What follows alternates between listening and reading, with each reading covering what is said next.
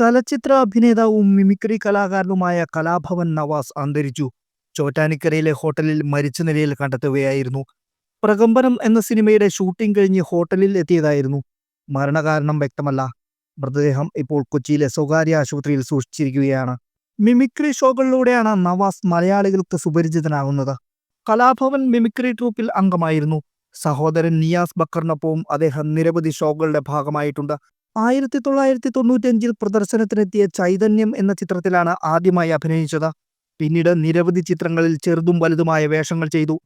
Hitler brothers, junior Mandrake, Mattupetty മച്ചാൻ, ചന്ദാമാമ, തില്ലാന തില്ലാന എന്നീ സിനിമകളിൽ ശ്രദ്ധേയ വേഷങ്ങൾ അവതരിപ്പിച്ചു. നിരവധി മിമിക്രി സ്റ്റേജ് ഷോകൾ ചെയ്തിരുന്ന നിയാസ് ഏറെക്കാലം കലാഭവൻ മിമിക്രി ട്രൂപ്പിലായിരുന്നു പ്രവർത്തനം. പിന്നീട് കൊച്ചിൻ ആർട്സിന്റെ ബാനറിൽ സഹോദരൻ നിയാസ് ബക്കറുമായി ചേർന്ന് നിരവധി മിമിക്രി ഷോകൾ ചെയ്തിരുന്നു. സംവിധായകൻ ബാലു കിരിയത്ത് മിമിക്സ് ആക്ഷൻ 500 എന്ന ചിത്രത്തിലൂടെ പരിചയപ്പെടുത്തിയ 38 മിമിക്രി കലാകാരന്മാരിൽ ഒരാളാണ് നവാസ്. ചലച്ചിത്ര നടനായിരുന്ന അബൂബക്കറാണ് പിതാവ്. രഹ്നയാണ് ഭാര്യ. സഹോദരൻ നിയാസ് ബക്കറും അഭിനേതാവാണ്.